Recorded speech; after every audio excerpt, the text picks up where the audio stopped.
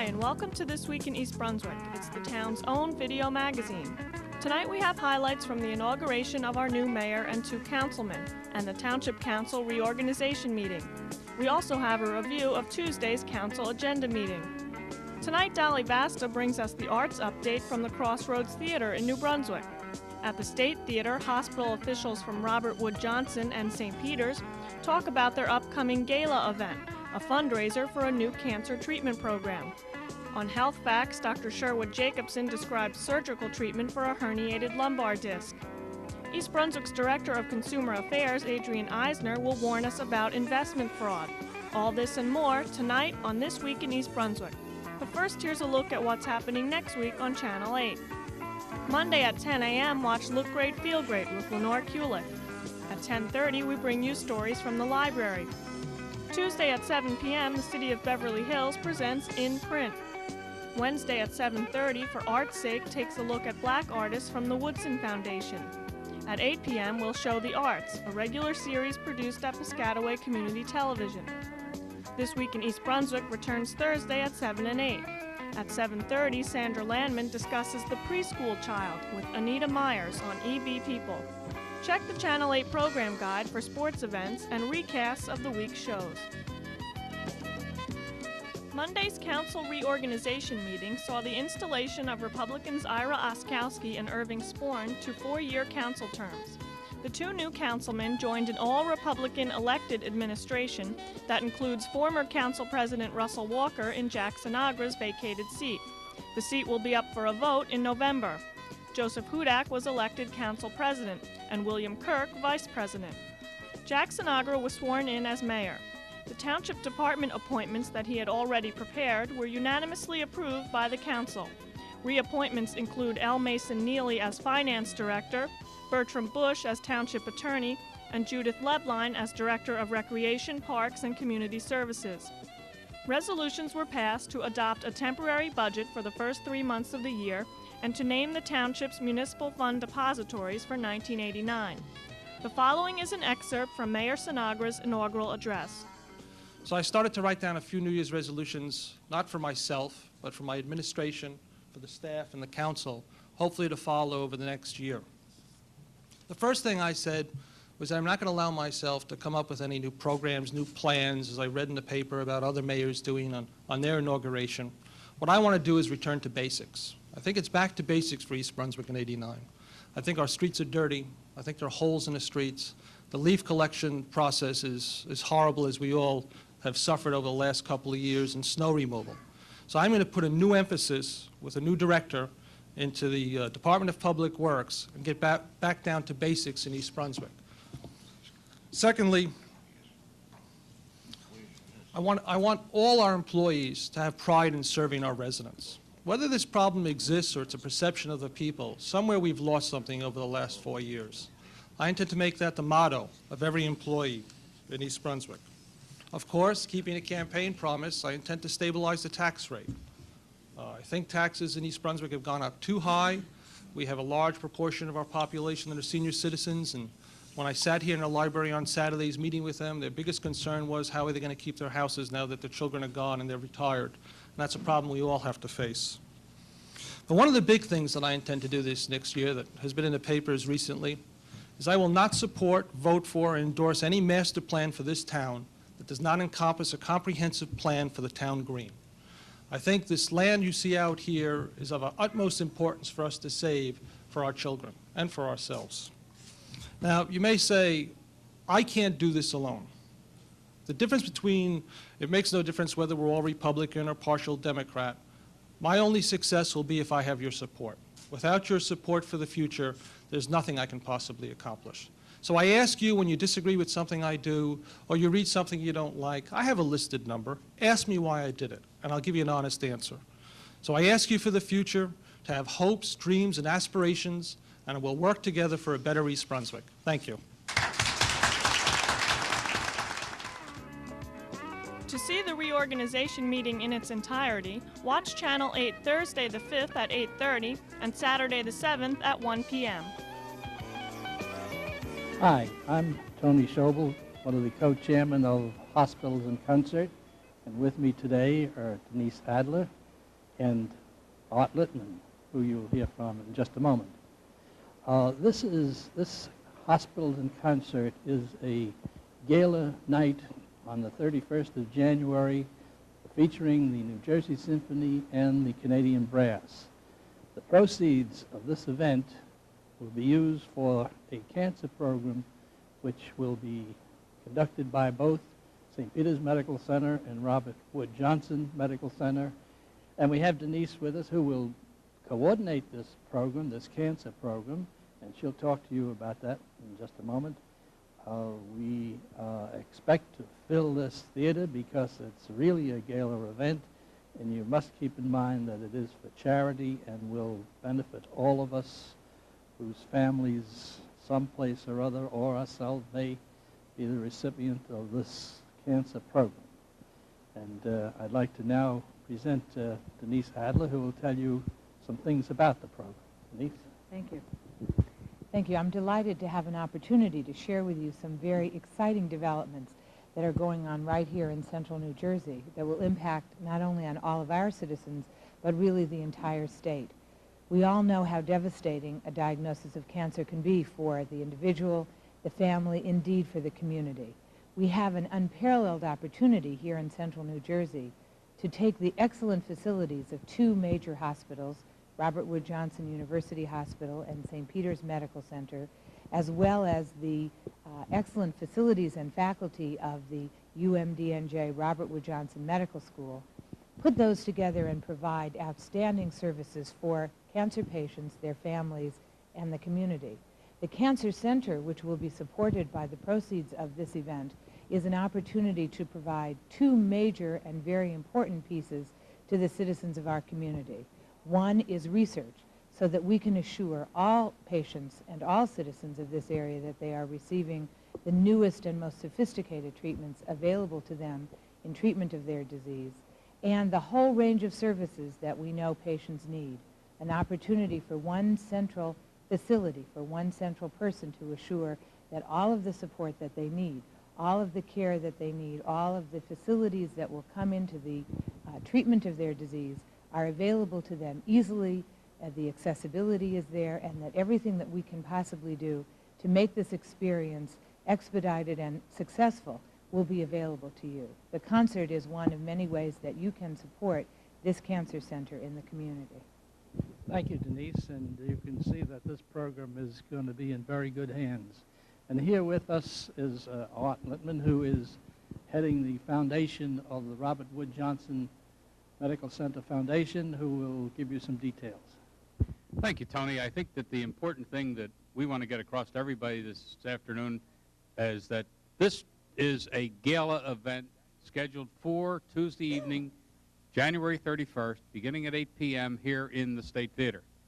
If you have never had the opportunity to hear the Canadian Brass and the New Jersey Symphony, you ought to be with us for that reason alone, but you also should be here to support the Cancer Center. Canadian Brass makes classical music fun. Tickets for this event are available through the Office of Hospitals in Concert by telephoning area code 201-745-7396 anytime during the day, and we will send you a brochure and you can place an order. Tickets are priced throughout the house at different prices so that you can sit where you'd like to, but you can also write your check to Hospitals in Concert and support the cancer treatment program.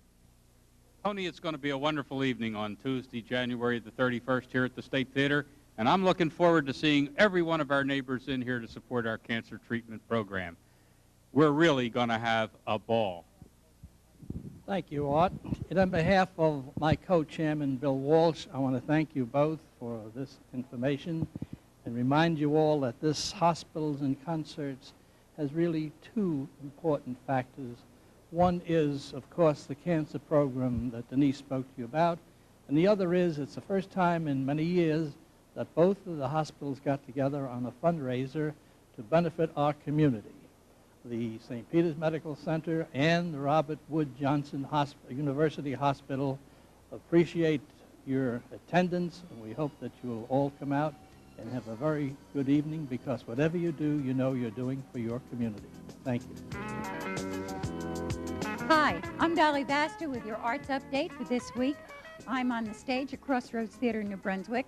It is the set for the late, great ladies of blues and jazz, and standing next to me is that dashing debonair artistic director, Rick Kahn from Crossroads Theater.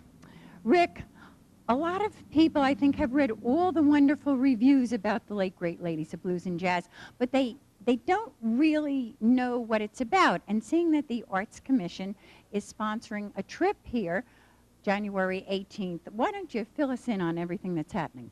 Oh, this is a great show. It's starring Sandra Reeves Phillips, who is one of our performers from the musical Raisin. In fact, she did it on Broadway, too, before she did it here at Crossroads. And she was also in One More Time. Well, she's been developing this piece for a while.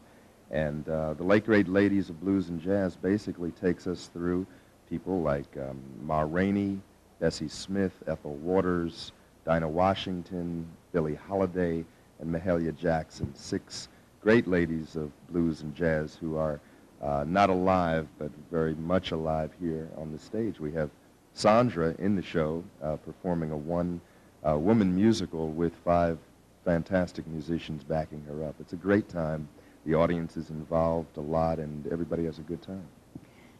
Now, the show runs through when? We run through the 22nd of January. We do Wednesdays through Sundays, Wednesday through Saturday in the evening, and then Sundays in the afternoons. Of course, I'm hoping that all of you out there will give me a call at my office, 390-6825. We have a few tickets left, not many, and hope that you will join us on the bus trip to Crossroads Theater. We will be leaving the Civic Center at 7:15, and I guess returning about 10:30 at night. So why don't you give us a call? It's January 18th. What are some of the numbers that she does? Ooh, boy, she does, let me see, Give Me a Pigfoot is a great number by Bessie Smith. Ethel Waters does Shake That Thing, which is an audience participation number.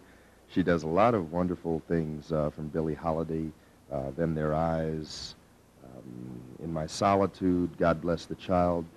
For Mahalia Jackson, she does He's Got the Whole World in His Hands.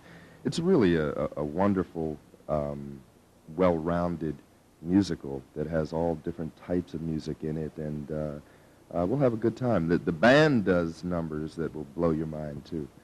Well, you know what's the greatest thing about this place is the fact that it is so intimate, and just standing here with you and looking around, you're really right on top of, and you become a part of the audience, and the audience really becomes a part of what is happening right here on the stage. Yeah, well, that's very much a part of the Crossroads experience.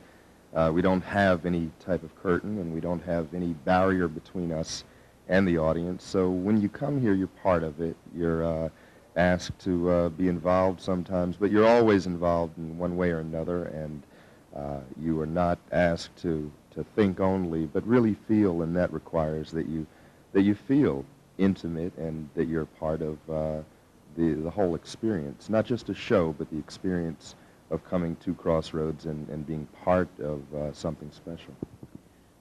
You know, that is something that I have always noticed about coming here, and I think this is the 3rd bus trip, or the 3rd year that I've run a bus trip here in January. And the audience, they may come in looking tired because it's always been a midweek experience. But by the time they leave here, everybody's bouncing, and they go home in such a great mood. It's a wonderful place to be. So don't forget that. Okay, give me a call, 390-6825. The late, great ladies of blues and jazz, starring Sandra Reeves Phillips. And before I let you off the hook here, Rick, if you're not doing anything, boy, this is a sneaky way of segueing into my next announcement. But if you're not doing anything on January 11th, why, the East Brunswick Arts Commission is having a commemorative service in honor of Dr. Martin Luther King at the East Brunswick Library. It's at 7:30 p.m., and the program will consist of a videotape of Dr. King, and it will be followed by poems read that are relevant, wonderful Dolly, relevant to this. Yes, and relevant, right, and reverent, and all the R's to this event. Discussion from the audience, and it's all being led by a wonderful guy who has put this all together. His name is Julie Samuels, and he even wants to do things like suggested items for curriculum development in our schools, emphasizing the significance of this nonviolent philosophy. So it's going to be a great evening, and it's free. So I hope you've got 2 dates. Free. That's a good word, right? Free. It's a good word. So don't forget those 2 dates. That's January 11th, the East Brunswick Library at 7:30 p.m. and January 18th, right here at Crossroads Theater. Thanks again, Rick. Thank you. I always appreciate talking to you. Love to have you here. Yeah. You'll have a great time at both places. Right. Be there. Right. Take care.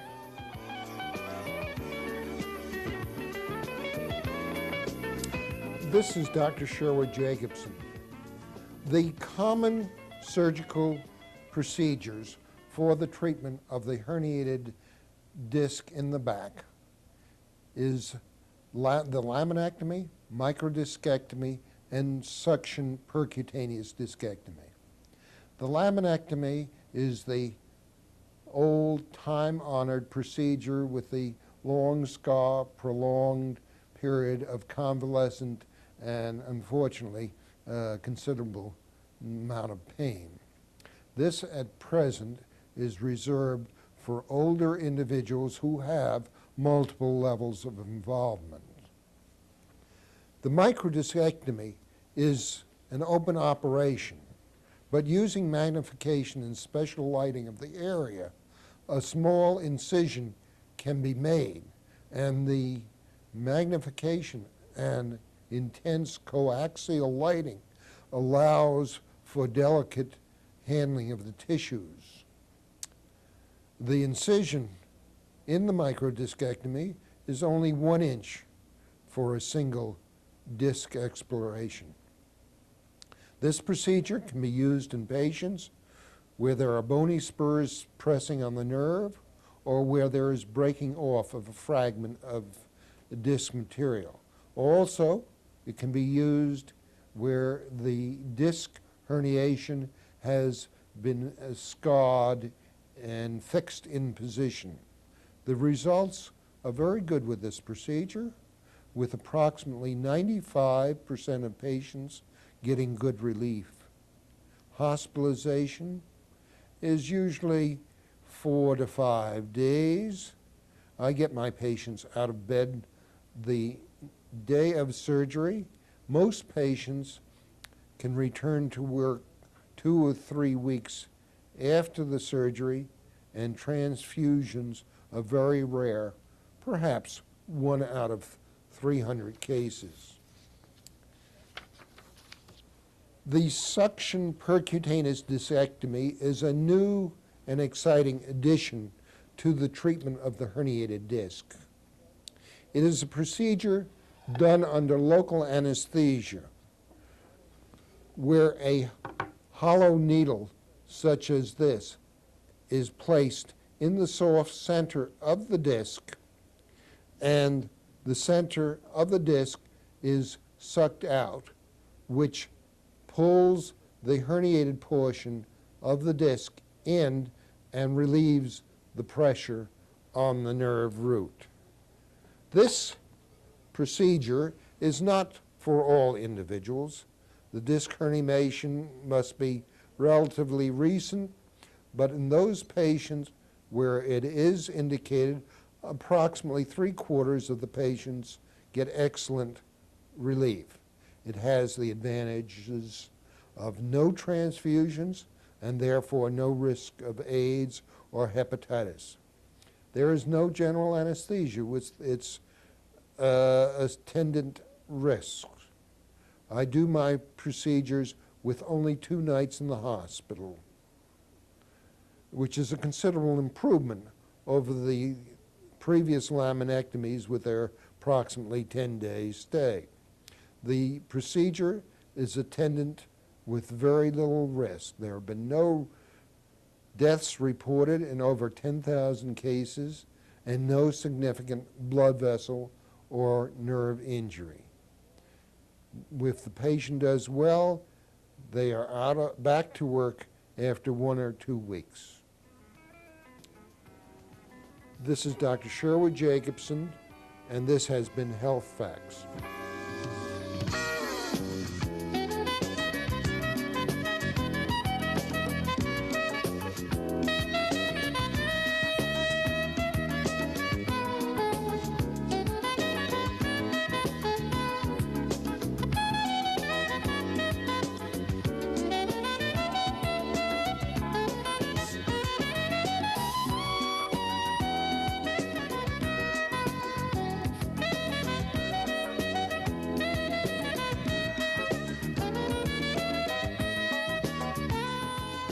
The last program sponsored by the Children's Department of the East Brunswick Public Library in 1988 was last week's Clothespin Capers. This month, the Children's Department has scheduled Merry Movies and More on January 10th, a nursery school open house for parents on the 15th, and the Mommy, Daddy, and Me evening program for 3 to 5-year-olds on January 19th. January Jingles makes the Saturday scene on the 28th. This year's Adventures with Paddington Reading Club is open to all readers. For more information on that and all the month's activities, contact the Children's Department at 390-6789. Hello, and welcome to Consumer Aware. I'm Adrienne Eisner, Director of the East Brunswick Consumer Affairs Office. Today we're going to be talking about how to avoid investment fraud.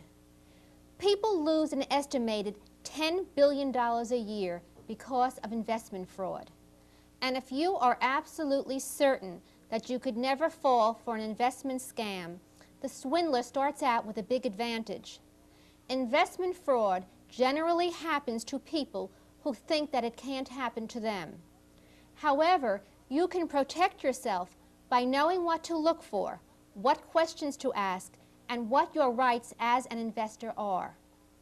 There is no typical profile for a swindler. He may attempt to gain your trust by mimicking the sales approaches of legitimate firms, whether they be through phone and mail solicitations or advertisements placed in popular magazines and newspapers. But most investment fraud is carried out over the telephone. Reputable investment firms encourage you to ask questions and be entirely comfortable with your investment decision. A swindler only wants your money. He will try to keep you from asking questions by asking questions himself, and they will be designed to have you answer yes, such as, "You'd be interested in hearing about a fantastic investment opportunity, wouldn't you?" You can turn off an investment swindler by making sure that you ask questions yourself, such as, "Where did you get my name? And will you send me written information about the investment?" The caller may claim that you were chosen from a select list of intelligent and prudent investors. In fact, the select list may be the telephone directory or a purchase list of persons who subscribe to particular magazines. Asking the caller to send you a written explanation of the investment that can be reviewed by your attorney, accountant, and or investment advisor can effectively turn off a swindler. So, before committing your funds, seek and obtain information about the investment, the firm, and the salesperson. Take the time to make an informed and well-considered decision. For further information, please contact us at the East Brunswick Consumer Affairs Office. We're located in the municipal building, and our hours are Monday through Friday from 9 a.m. until 5 p.m. Thank you for joining me on Consumer Aware. See you again next time. There was no priority discussion at Tuesday's council agenda meeting, which included a presentation by Greg Pekulski of the Department of Community Planning and Development. Pekulski outlined Phase 4 of the Hardenberg Lane Road Widening Project. Necessary properties are said to have been obtained for this portion of the project, which includes the section of roadway between Oakmont and Farrington Lake. The project designs call for a fully curbed roadway, at least for this section. Construction is slated to begin at the end of April.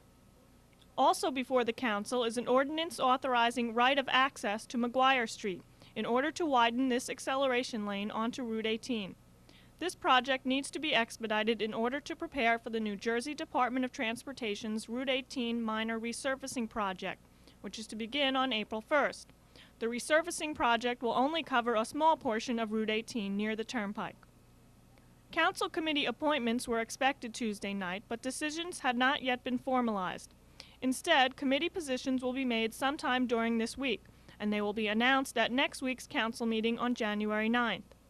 Several items of interest were put on hold, including a resolution to approve the township's mission statement and goals document, right to farm legislation, and the reintroduction of an ordinance checklist for wetlands. That's all for now. Thanks for watching.